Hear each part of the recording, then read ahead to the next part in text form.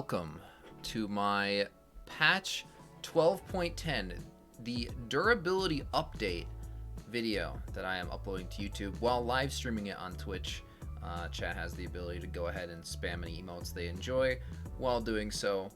But I am doing a rundown of the changes and what I think is going to happen for Taric Jungle, and all that good stuff, and some concerns I have into it, right? This is directly from Riot Games saying that TLDR, players will feel their champions are dealing and taking less damage. Burst champions must commit more resources. Bigger windows of opportunity. Skirmishes, team fights will last longer. That's great. That's, you know, like, fights take two, like, they're over instantly, right? Like, you think about Taric R, I press R, and it's like, oh man, I have to think, is this person gonna die in the 2 seconds in between, like, me pressing R and them dying? Because if they are gonna die, then there's no point in me even pressing R whatsoever, right? I just need to, you know, just not press it and save it, right? But now if they do this and everyone is tankier, hopefully I should be able to press R, you know, more confidently that my teammates will be alive still 2.5 seconds later, right? For Taric, right, fights last longer, right? That's good for Taric's.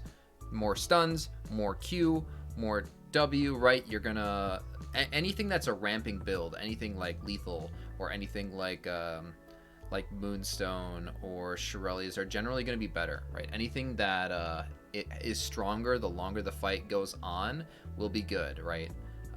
You know, there are various ways you could think of that being good.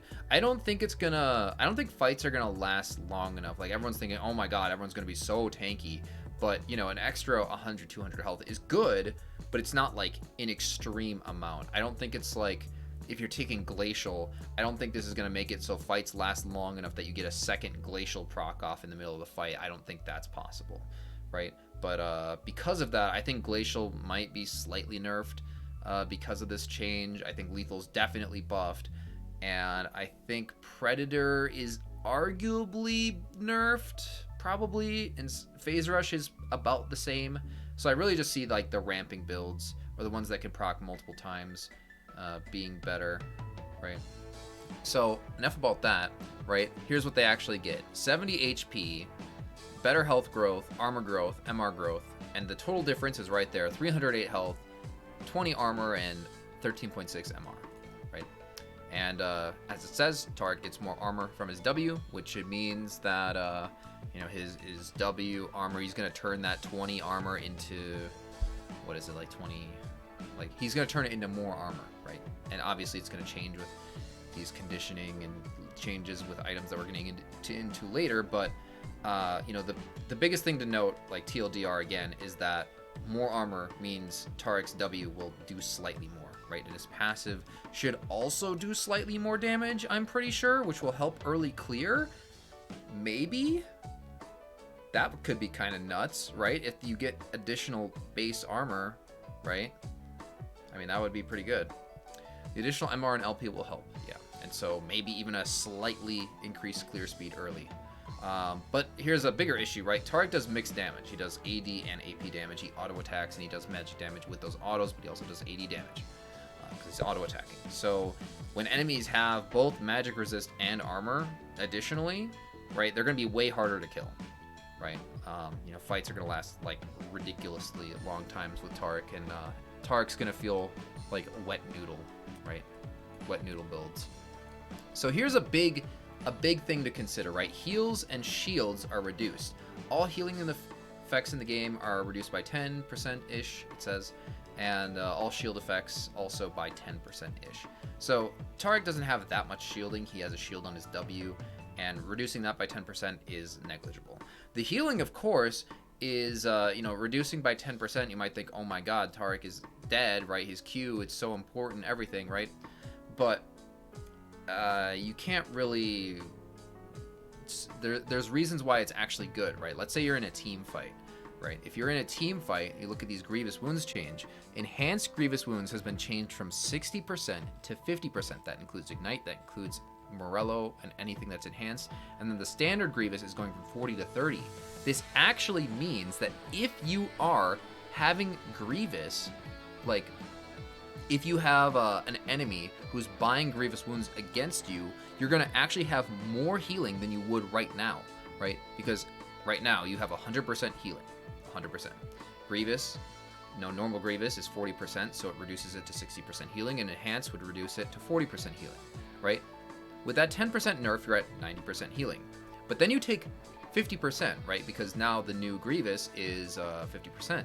So that actually becomes 45% for the that's the Enhanced Grievous. The other one was going from 40 to 30, and you take 30% of the 90, and that gets this, right? So now, if you are affected by Grievous Wounds, you're actually getting 3% more healing now, and if you're ignited, which people ignite abusing, you're actually going to get 5% additional healing, which is that's pretty huge, right? People run ignite all the time. Ignite is so strong, people run it in the jungle, right, with Ignite Smite. So this is actually a huge Ignite nerf, which is really good, because I've been waiting for it to get nerfed. I thought it was going to get a cooldown reduction nerf, like where they were just gonna like increase it to like maybe the cooldown of a different summoner or something, but they never did. And so I was just like, oh my god, this rune is broken, everyone takes it every game. And yeah, so Ignite nerf underneath the works there, that's really good.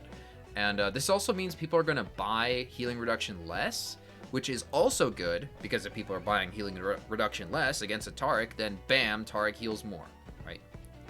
Kabam. Here is a bunch of the items that are getting changed, right? And the TLDR, I'm not going to go over every single item here, but the TLDR of this is every single item is losing healing, right? Conquer is losing healing, Gore is losing healing, Maw, Eclipse, Riftmaker, Hail, even, here's another one in the middle. Look at this one. Hail Blade Ember Knife. I don't know if you can see the mouse. Maybe you can't see the mouse, but right in the middle there, Hail Blade Ember Knife Omnivamp is going down, which means that junglers are actually going to have less healthy clears because of the, changes. But they'll also be tankier, so I doubt it's going to be that impactful, but that's still something to note, right? Taric keeps himself at full HP, so he doesn't really care about the Omnivamp from the jungle items, so that's actually good for Taric. That's like a mini Taric buff. Very, very tiny, as far as Taric jungle goes. Like all of these things, right, getting less healing means that simply champs with inherent healing have slightly better healing. Red Kayn, Aatrox, Taric, etc. Because they don't heal from items, but from their kits. They can, of course, heal from items, right? Red Kayn and Aatrox will both pick up Gore Drinker, right? Of course, they're going to still pick up Gore Drinker. But they have things in their kits that make it so they heal already. Like, they already have healing in their kits. It's not like Graves, for example. Like, Graves has this Gore Drinker build that's disgusting, and people go, or there was a time in, like, I think it was like late season 11 where everyone was going like Gore and like Gore Cleaver or something, some crazy build. Even like all the Talons were building it. And this basically makes it ever so slightly, right? Like, it's not like you're not going to see it anymore, but it is slightly weaker for champions that don't have healing to build healing items. This is going to make it so that champs that are supposed to have healing will still be healing. But champions that are not supposed to have healing will have a harder time healing. This is a good thing. This is a good thing for the game, right? Here's some other item nerfs, right? Less pen on all these items. Yes, thank you. Void Staff, goodbye. Last Whisper, suck my... Here it is. Look, Lord Doms lost 5% pen. That's huge. For a Taric, that's huge. 5% pen of your armor? That's also huge. But then there's some other ones at the bottom here, right, which is actually good, but also a little bit dangerous, right? So this build is supposed to make, oh, hey, people should play more tanks, because tanks kind of suck. No one plays them in high elo because they're not that good. But then they do this, right? Sunfire Aegis amp damage is going down, which means that they're afraid of being like, oh man, we just made tanks the most broken class in the game. And, Moon is also going down, which really sucks because it just got nerfed, and now it's getting nerfed again. So...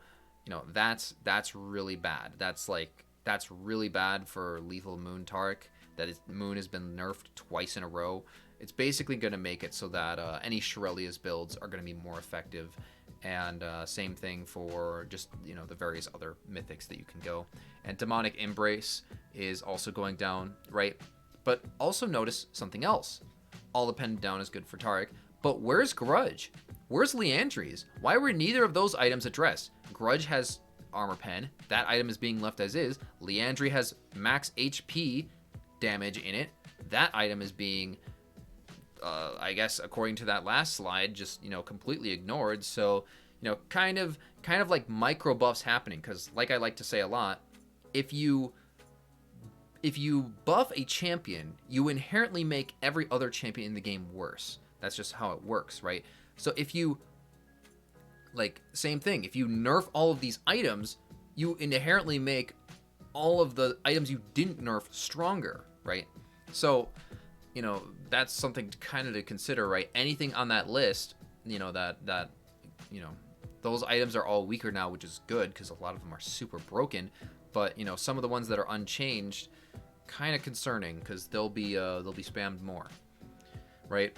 Shard of Choice regen, I don't understand why they're doing this. Maybe just more poke and lane, I guess. And Doran's Ring regen has a little bit more, so they're mad. Hey, stop building Dark Seal mid. We want you to go Doran's Ring. Okay, fine. And then this sucks, right? Conditioning resist is going from 5 to 4. It's fair, right? They're giving us more resist, so it makes sense to reduce conditioning resist by 1. That's fine. You know, you're kind of taking it for the flat MR and armor that it gives you, and that's unchanged, so this isn't super bad, but this is gonna hurt resist stacking builds. The builds like Frozen Heart and Force of Nature are gonna be much weaker, and yeah, you probably are still going to take it, but it's not like you, yeah, simply armor stacking, which was already bad because of the high pen in the game, won't be as strong. But at the same time, with the items like Lord Dom's being nerfed with the pen, I guess it evens out a little bit. It's kind of hard to say. I guess I'll have to wait and see how it feels there. This one is huge. Baron Nashor's damage increase. The AD of Baron is going up, the max AD is going up, and this Void Corruption damage is going up. This is all good for Taric. All of it. This is a mini buff for Taric. Yes, of course, all the champions in the game are going to, you know, they're all going to be able to do Baron because they're all tankier. However, when you're doing tanky, or when you're doing Baron when you're low, is different because let's say a team fight happens and everyone is low and you don't have good sustain. If you don't have good sustain on Baron, you can't do a Baron. But for a Taric who heals everyone while he's doing the Baron to full HP, this is huge. This is absolutely huge. This is a huge Taric buff. Even this is jungle Taric, this is support Taric. If Taric is left alive, even though the Baron is now stronger than before, you guys will still be able to do Baron, right? Other teams that are low on HP are just going to be like, we gotta run, right? We can't do it, man. But that Baron damage buff is really, really good for Taric, right? So yeah, and then there's this, right? The turret damage is increasing, right? You have more resist, you have more health. It makes sense to do this, right? I'm a little bit worried because it said at the beginning that with people being tankier, it's going to be a lot harder for Taric. Yeah, ganking will be harder, right? Ganking is going to be significantly harder than before. Not only are people tankier, but the turret does more damage. You're tankier, sure, right? You're a little bit tankier, but the problem isn't like being tanky during a gank. That's not Taric's issue. The problem is killing them before they get to the turret, right? Because once they're under the turret, they're basically, you know, they're home free. So, you know, certain types of ganks, like level 2 ganks, or ganks where you're not like literally ulting to dive the turret, are gonna be probably harder to pull off and more punishing. I'll have to see how like the level 2 gank or level 3 ganks feel, because, you know, Taric can gank, but they need to be caught out or unaware that they're being ganked. Those unaware ganks are going to be a lot harder because of, you know, turrets being buffed, resist being buffed, and with them having more armor and MR, you know, it's going to be harder for Taric to actually kill them. So that's something to keep in mind, right? And these patches are going live. Not this one. This one is the Olaf is Giga Broken patch. So 12.9 goes up in 3 days. The recording of this video, 3 days. on Wednesday, and I'm gonna be permabanning Olaf because there's no way I'm playing against that. That is absolutely disgustingly unfair. And then on May 25th, this durability patch goes live, and it's really funny because usually when they make changes to this game, they make changes at like the beginning of the year. Oh, it's preseason. Let's do a crazy change. Let's destroy the entire item shop and change all the items or release a bunch of cool dragons. You know what they did this preseason? They released 2 dragons, one of which they ended up removing from the game. And then what? They do this? This is probably a bigger change. I would imagine this is a bigger change than than adding Hex Tech to the game. I feel like it's going to feel like a slightly different game. Yes, you know, assassins will still one-shot squishies, and, you know, tanks will still be tanky, and all that stuff will still exist, but, you know, fights are going to last longer. Everything is going to be more fun. Like, I remember, I wonder if I could find it immediately. Actually, I do have a way to find it. Here, I'm going to use a single clip. I'm going to use a single clip from a bugged video. Let me find it. It's not going to be that long.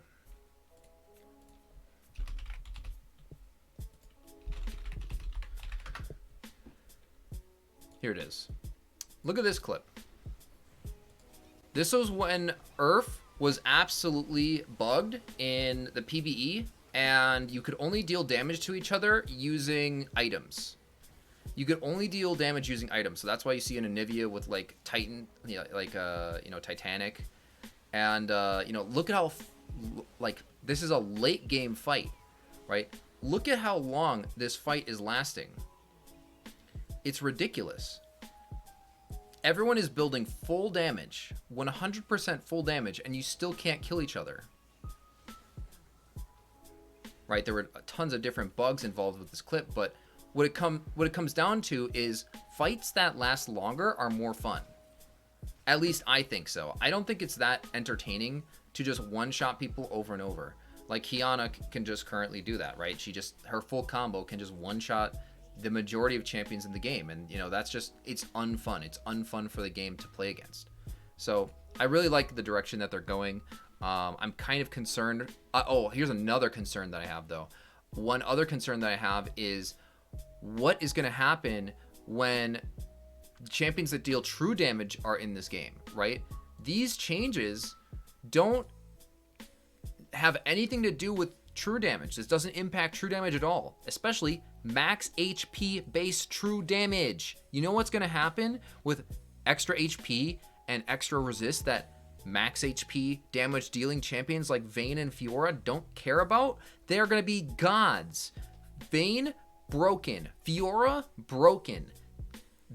Those 2 champions are probably, as soon as this you know, 12.10 gets released, are gonna hit like the highest of high like parts, because I'm not seeing any nerfs to any kind of true damage or even any mention of true damage in these notes. So that's very concerning because Vayne hard counters, and with Olaf already being an issue and various junglers being an issue, right? Like Taric currently has to deal with Kayn, and he has to deal with, you know, Lilia and Graves and, you know, Kindred, and there's so many broken champions, and all of the champions that Taric does good into.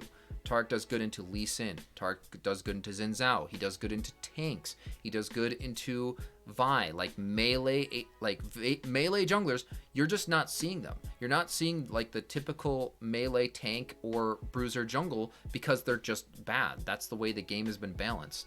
And, you know, that's really bad for Taric because that means he's constantly facing his counters. So, you know, I'm just like in the jungle trying to search for a build that'll work, and you know, having mixed success with different builds and strategies. So we'll have to really see what happens in 3 weeks. It's either going to be really, really good for Taric, or it might even be really bad, right? Once again, Taric's not going to be able to deal damage. If he's just a wet noodle and can't kill anyone, then you know, he might struggle even more. We'll have to find out, right? But yeah, this is going to YouTube, so I hope you guys enjoyed. Have a nice day. See ya.